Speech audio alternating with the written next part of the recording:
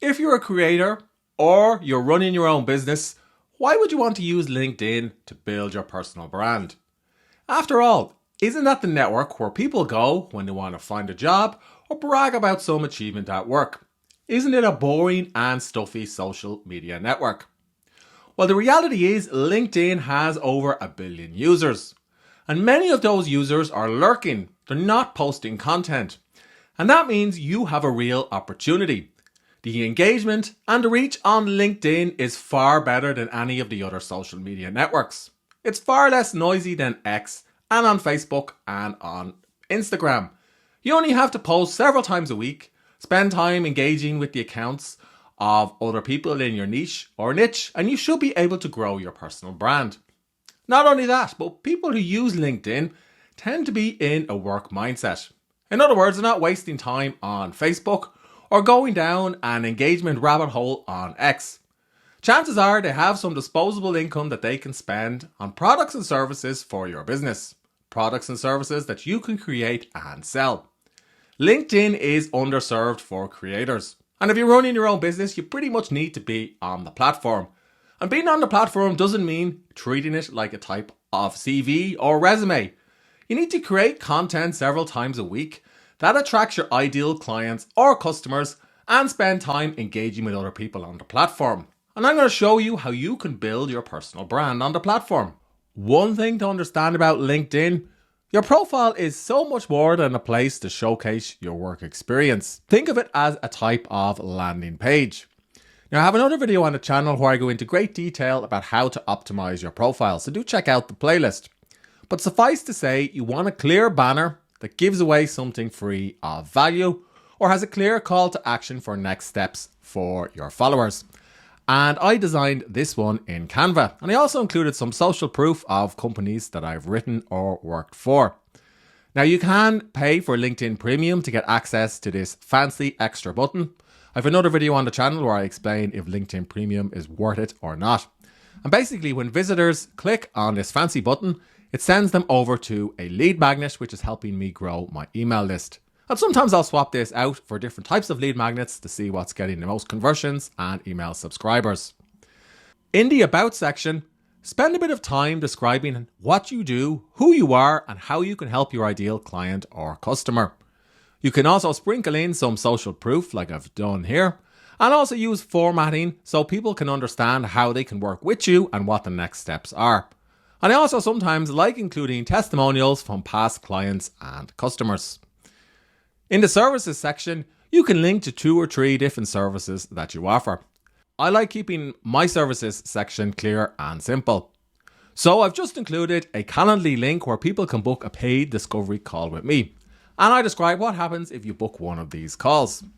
And then below the services section, I also have a featured section that takes visitors through to a landing page. Basically, I'm giving away a free ChatGPT bot, which will help you plan your content. Click here to get the ChatGPT bot sent to your inbox, and that helps me grow my email list.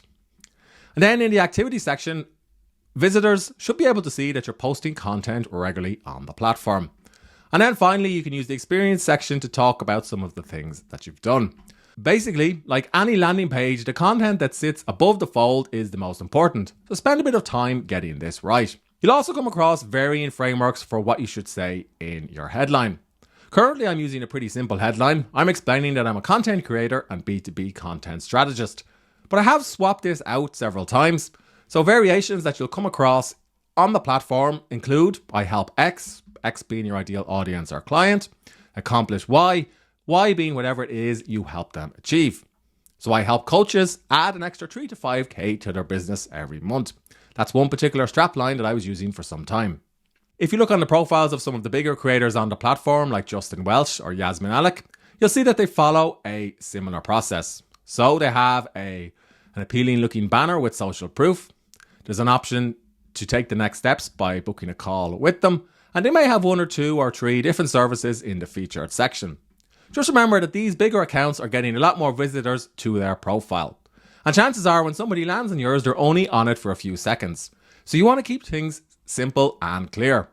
You want to make sure that visitors to your profile understand exactly what you do, how you can help them, and what the next steps are. And usually the next steps are DMing you, booking a call, or opting in to get your lead magnet. Growing on LinkedIn is unlike any other social media network. Over on X, you can follow somebody, but that doesn't mean that they're going to follow you. On Facebook, you can like somebody's page, but that's not going to do much for your page. And the same thing is true for Instagram and TikTok. But on LinkedIn, you can send a connection request, and if they accept your request, there's a good chance your content will appear in their feed. And you can send up to 200 connection requests per week. Now, I recommend sending blank connection requests to people who are in your niche or niche, in the right geography, and in the right job role. In other words, people who represent your ideal client or customer. And this is where the search on LinkedIn is amazing. So if I search for a director of sales, for example, these are people who need help with copywriting and perhaps content strategy. I can filter this by first, second, and third degree connections. Usually I'll send blank connection requests to second degree connections.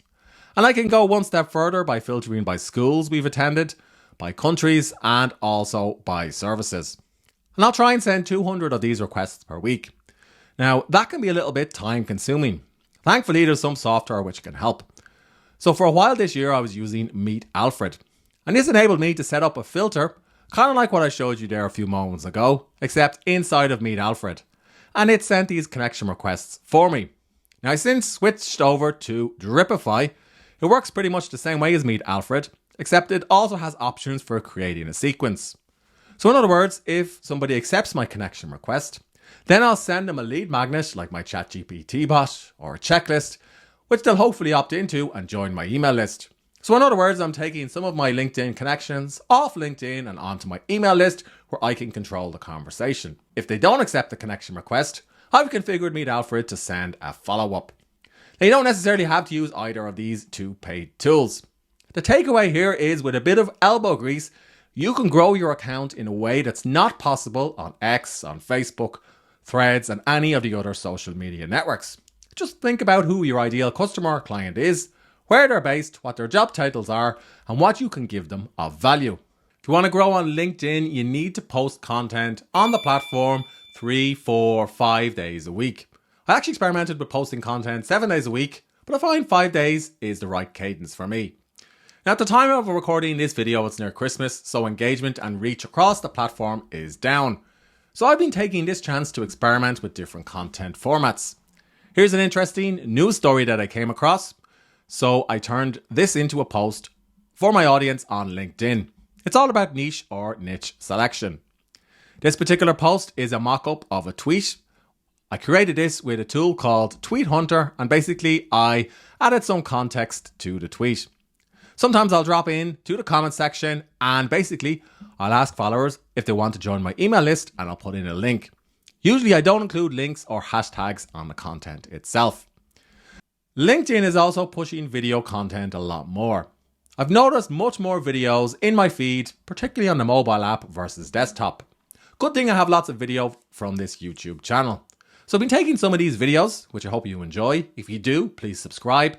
And I've been turning them into portrait and landscape videos for LinkedIn. It doesn't take much extra work, and I found it has increased my engagement. So this is something I'll probably do more of throughout 2025. So here's a short video. It's 60 seconds long. It's all about branding and the story of the Starbucks brand. In other words, it's related to one of my services, which is content strategy. And it's basically me talking for 60 seconds about the story of the Starbucks brand. And I found that this post got more engagement, even though right now engagement across the platform is down. Sometimes when I'm out and about, I'll take a photograph and I'll use this photograph to demonstrate to people that I'm an actual person. In other words, I'm not creating all of this content with AI. Here's another video that I published recently on my YouTube channel. It's all about canvas mode inside of ChatGPT and how it can help content creators and business owners. Do check out that video if you want to understand how it works. And because there's a lot of people talking about AI on LinkedIn, I decided to publish this on the platform as well. All I did was add some extra context and address my ideal customer or client in the post. So if you're creating content regularly for your newsletter, like I do, or for other social media networks, spend a few minutes reworking all of that content directly for LinkedIn. It won't take you that long, and you only need to do it once per day. In the case of this particular video, I simply added some additional context for my ideal customer or clients. And when you're writing content for LinkedIn, remember, people are mostly reading the feed on the mobile device. That means using short, punchy sentences rather than long paragraphs. Think of your posts as like a James Patterson novel. You gotta capture people's attention with a great hook or a great first line, and then you gotta have a great second line that keeps people reading. I also recommend following some of the biggest creators on the platform and also creators in your niche or industry. So Justin Welsh is one person that I follow, and he's a master of writing great hooks.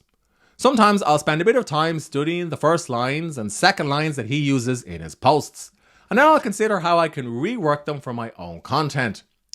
And if you study the accounts of any of the bigger creators, you'll see that they don't bother too much with things like hashtags, and they'll only occasionally drop in an external link. Now, it is quite popular at the moment to use these tweet mockups, which you can create with Tweet Hunter.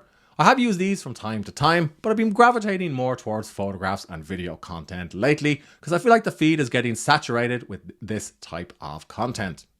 If you're growing your brand on LinkedIn, it's challenging to find time to write and schedule all of that content. Enter social media management tools. Now, I have other videos on the channel where I explain what types of social media management tools you should use for LinkedIn. But suffice to say, I like two. Buffer is good because I can repurpose my content across multiple networks, and I have a detailed video where I explain how to use it. Taplio is also good, and it focuses specifically on LinkedIn. But Taplio isn't cheap. You can basically take out a subscription for Buffer and use it for all of your accounts for the price you'll pay for Taplio. Now, I had good success with both tools, but these days I'm actually using the native posting tools directly on LinkedIn. All I have to do is click on Start a Post, click on Schedule for Later, and I can schedule my posts for the next few days.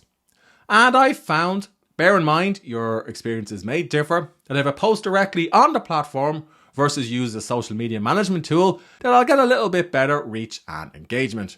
That said, your experiences may differ. It does depend on the types of content you're posting. For example, video tends to over-index right now when you're posting, and also who you're talking to. You can grow your account on LinkedIn by finding bigger creators in your niche or niche, commenting on their posts, and also by engaging with people who comment on their posts. It's a bit of a time-consuming strategy. So here's what I do. I spend 30 minutes per day using social media, including LinkedIn. And during that 30 minutes, I'll comment on some posts, and I'll also engage with some people who've recently connected with me. Now, one thing I noticed is the algo will sometimes change the types of content that appear in my feed. So even though I'm following somebody that I want to build a relationship with, their latest posts don't always appear when I log in to LinkedIn. You'll probably notice the same thing happens on other social media networks as well.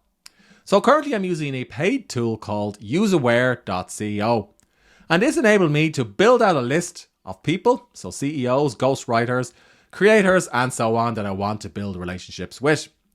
And basically, it gives me a type of feed that's curated by me.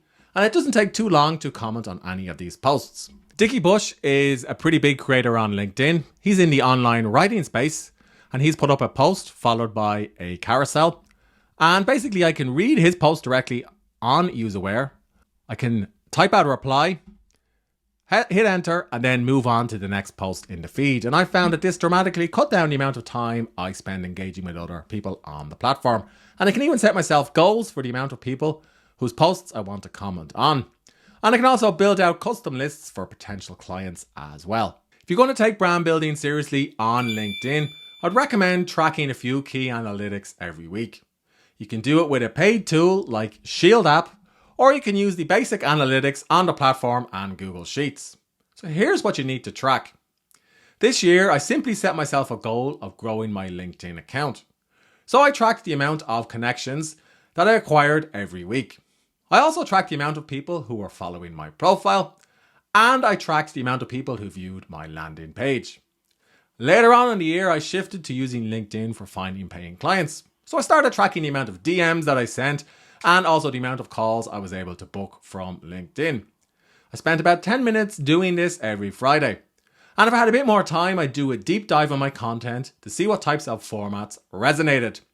And that led me to see that formats like carousels often over-index, but they take ages to create, so I rarely do them. And also video is starting to over-index right now as well. This is an insight I wouldn't have gotten if I wasn't tracking these analytics every week. I set myself a goal at the start of 2024 of doubling my LinkedIn account. I did that this year. So in 2025, I'm going to double down on using LinkedIn for finding paying clients. I'm only sorry I didn't start using LinkedIn for personal brand building sooner. The people over there are nicer than in other social media networks, and the feed is a little bit more relaxed. It's going to be interesting to see what happens to LinkedIn when they push more into video content. That said, if you're going to use LinkedIn, remember to demonstrate authenticity. If you're not comfortable using video, take photographs of yourself out and about. Post several times a week on the platform, engage with bigger accounts, and engage with people who follow your account. And use LinkedIn to build your email list so you're not solely dependent on an algo. And when you're ready, pitch your products or services to your followers in the DMs or on calls. Now this video comprises an entire playlist where I cover using LinkedIn, so do check out the other videos on the channel if you need a deep dive into anything I've mentioned in this particular video. And if you have questions, let me know in the comments section below.